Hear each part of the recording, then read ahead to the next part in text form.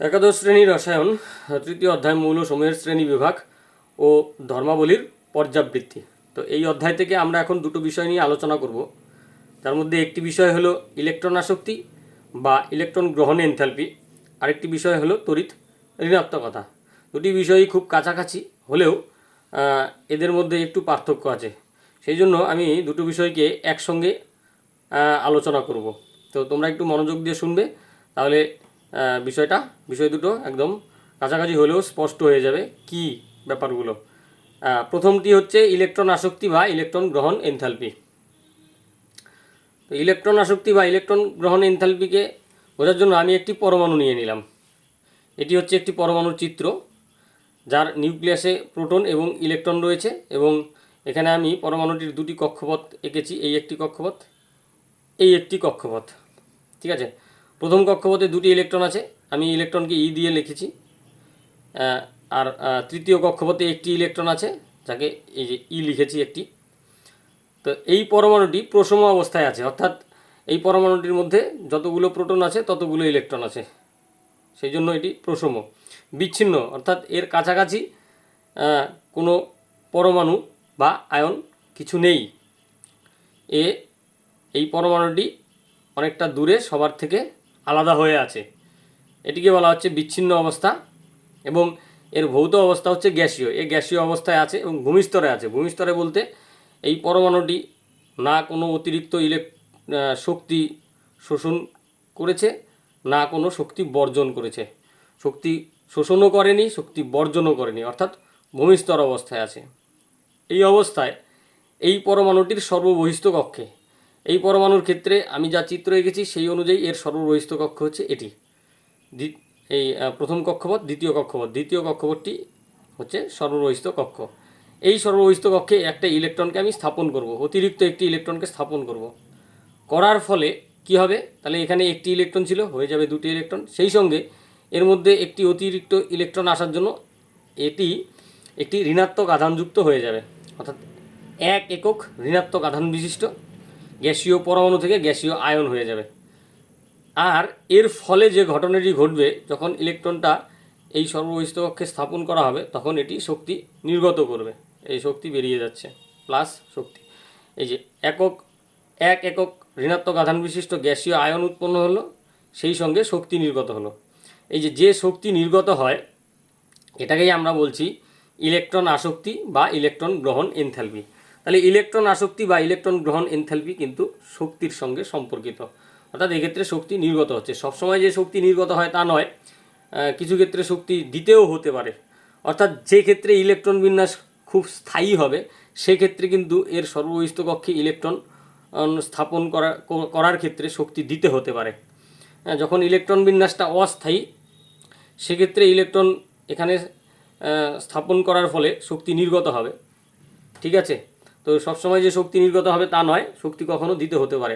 যাই হোক, এই ইলেকট্রন আসক্তি বা ইলেকট্রন গ্রহণ এনথালপি শক্তির সঙ্গে সম্পর্কিত। বেশিরভাগ ক্ষেত্রে শক্তি নির্গতই হয়। হ্যাঁ, যেমন হচ্ছে বেরিলিয়াম, ম্যাগনেসিয়াম, নাইট্রোজেন, এদের ক্ষেত্রে কিন্তু যখন আমরা ইলেকট্রন প্রবেশ করাবো সর্ববহিস্থ কক্ষে তখন কিন্তু কি হবে, শক্তি দিয়ে প্রবেশ করাতে হবে। তো তাহলে কি হচ্ছে, যখন বেশিরভাগ ক্ষেত্রে যেটা হচ্ছে যে সর্ববহিস্থ কক্ষে যদি আমরা ইলেকট্রনকে প্রবেশ করাই তাহলে কি হবে, শক্তি বেরিয়ে যাবে, শক্তি নির্গত হবে। একেই বলা হচ্ছে ইলেকট্রন আসক্তি বা ইলেকট্রন গ্রহণ এনথালপি। এটাকে যদি আমরা চিহ্নের সাহায্যে দেখাই তাহলে কি হবে, ধরে নিচ্ছি এই পরমাণুটি এক্স, যে কিনা গ্যাসীয় অবস্থায় আছে, ব্র্যাকেটে জি দিয়ে দেখানো হলো, প্রসম, বিচ্ছিন্ন এবং ভূমিস্তরে আছে, একটি ইলেকট্রন গ্রহণ করলো। তাহলে হয়ে গেল কি এক্স মাইনাস, একটি ইলেকট্রন গ্রহণ করার ফলে এর মধ্যে 1 একক ঋণাত্মক আধান চলে আসলো এবং এটি গ্যাসীয় অবস্থাতেই আছে এবং শক্তি নির্গত হলো। তাহলে এই হচ্ছে ইলেকট্রন আসক্তি বা ইলেকট্রন গ্রহণ এনথালপি। তাহলে আমরা সংজ্ঞাটা দেখে নিচ্ছি। ভূমিস্তর বা সর্বনিম্ন শক্তি স্তরে স্থিত কোনো বিচ্ছিন্ন পরমাণুর সর্ববহিস্থ শক্তি স্তরে একটি অতিরিক্ত ইলেকট্রন যুক্ত করে পরমাণুটিকে 1 একক ঋণাত্মক চার্জবাহী গ্যাসীয় আয়নে পরিণত করলে যে পরিমাণ শক্তি নির্গত হয় তাকেই সংশ্লিষ্ট মৌলের ইলেকট্রন আসক্তি বা ইলেকট্রন গ্রহণ এনথালপি বলে। এর একক কি, এর একক হচ্ছে ইলেকট্রন ভোল্ট পার অ্যাটম বা কিলো ক্যালোরি মোল ইনভার্স বা কিলো জুল মোল ইনভার্স ছিল। ঠিক আছে, তাহলে এই হলো আমার ইলেকট্রন আসক্তি বা ইলেকট্রন গ্রহণ এনথালপি। এবার আমরা চলে আসি তড়িৎ ঋণাত্মকতা। তা তড়িৎ ঋণাত্মকতা বোঝার জন্য প্রথমে আমি একটি সমযোজী যৌগ ধরে নিচ্ছি এবি, যেখানে এ আর বি এর মাঝে একটি সমযোজী বন্ধন আছে। এই যে একটি সমযোজী বন্ধন, আর একটি সমযোজী বন্ধন মানে সমযোজী এক বন্ধন আছে আর কি।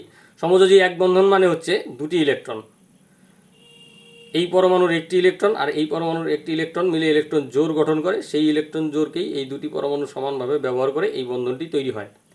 ঠিক আছে, এবার এই বন্ধনের ইলেকট্রনকে এ পরমাণু নিজের দিকে টানতে পারে, এই বন্ধনের ইলেকট্রন জোড়কে বি পরমাণুও নিজের দিকে টানতে পারে।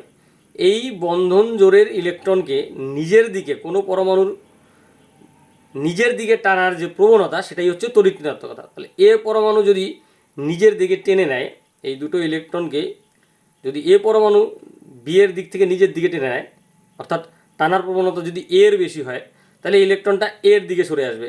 এই যে গ্যাপটা এখানে বেশি আছে, এর দিকে সরে আসলো। আবার যদি এরকম হতে পারে যে বি এর ক্ষমতা বেশি, এর থেকে বি এর টানার ক্ষমতা বেশি, এটাও হতে পারে। হলে পরে কী হবে, এই মাঝখানের যে বন্ধনের যে দুটো ইলেকট্রন আছে সেটি বি এর দিকে সরে যাবে। এই যে বি এর দিকে সরে গেছে, এখানে গ্যাপটা বেশি আছে। তো এইটাকে আমরা একটু এইভাবেও লিখতে পারি যে বন্ধনের ইলেকট্রন জোড়কে যদি এর টানার ক্ষমতা বেশি হয়, এর টানার যদি ক্ষমতা বেশি হয়, তাহলে এর মাথায় ডেল্টা নেগেটিভ দিতে পারি। নেগেটিভ চিহ্ন দিয়ে বোঝানো যে বন্ধনের ইলেকট্রনগুলো এর দিকে সরে আছে। আর যেহেতু এর মাথায় ডেল্টা নেগেটিভ আসলো, অর্থাৎ এর দিকে ইলেকট্রনগুলো সরে আছে, তাই বি এর মাথায় ডেল্টা পজিটিভ। একইভাবে যদি এরকম হয় যে বি বন্ধনের ইলেকট্রন জোড়কে নিজের দিকে বেশি টেনে নিচ্ছে, সেটাকে বোঝানোর জন্য বি এর মাথায় ডেল্টা নেগেটিভ, তা সেই একই সঙ্গে তখন এর মাথায় ডেল্টা পজিটিভ হয়ে যাবে, যেহেতু এর থেকে ইলেকট্রনগুলো সরে গেছে। তাহলে এই হলো তড়িৎ ঋণাত্মকতা, অর্থাৎ সমযোজী বন্ধনের যে এক জোড়া ইলেকট্রন আছে সেই ইলেকট্রন জোড়কে নিজের দিকে টানার প্রবণতা। তাহলে সংজ্ঞাটা আমরা দেখে নিচ্ছি। অন্য মৌলের পরমাণুর সঙ্গে সমযোজী বন্ধন দ্বারা আবদ্ধ থাকাকালীন অবস্থায় বন্ধন সৃষ্টিকারী ইলেকট্রন জোড়কে কোনো মৌলের পরমাণুর নিজের দিকে আকর্ষণ করার যে ক্ষমতা, নিজের দিকে টানার যে ক্ষমতা প্রদর্শন করে, তাকে মৌলটির তড়িৎ ঋণাত্মকতা বলে। এর কোনো একক নেই, এর একক নেই। তাহলে ইলেকট্রন আসক্তি শক্তির সঙ্গে সম্পর্কিত, আর তড়িৎ ঋণাত্মকতা হচ্ছে আকর্ষণ বল, ইলেকট্রনকে আকর্ষণ করবে, বন্ধনের ইলেকট্রনকে। এর কোনো একক নেই। তাহলে এখানে একটা পার্থক্য, দুটো পার্থক্য কিন্তু বোঝা যাচ্ছে। একটা হচ্ছে একক আছে, একটা একক নেই। একটা হচ্ছে আকর্ষণ বল, আরেকটা হচ্ছে শক্তি নির্গত হওয়া বা বেরিয়ে শক্তি দেওয়া, এইসব ব্যাপারগুলো হচ্ছে। এবার তড়িৎ ঋণাত্মকতা আরেকটা বিষয় আছে যে পরিবেশের উপর নির্ভর করে। কেমন? এবার আমরা জানি অ্যামোনিয়ার সংকেত হচ্ছে NH3। এখানে নাইট্রোজেনের সঙ্গে হাইড্রোজেনের তিনটি সমযোজী এক বন্ধন আছে। এই যে নাইট্রোজেন, এই যে হাইড্রোজেনের সঙ্গে এই একটি সমযোজী এক বন্ধন, এই একটি সমযোজী এক বন্ধন, এই একটি সমযোজী এক বন্ধন, অর্থাৎ একটি নাইট্রোজেন পরমাণু তিনটি হাইড্রোজেনের সঙ্গে তিনটি সমযোজী এক বন্ধন করে থাকে। এবার হাইড্রোজেনের থেকে নাইট্রোজেনের ইলেকট্রনকে আকর্ষণ করার প্রবণতা বেশি, তাই বন্ধনের ইলেকট্রনগুলো কি হয়, নাইট্রোজেনের দিকে সরে থাকে। এই জন্য নাইট্রোজেনের মাথায় ডেল্টা নেগেটিভ, একই সময়ে এই হাইড্রোজেনের মাথায় গুলোতে ডেল্টা পজিটিভ আমরা দিতে পারি। Delta positive, delta positive, delta positive.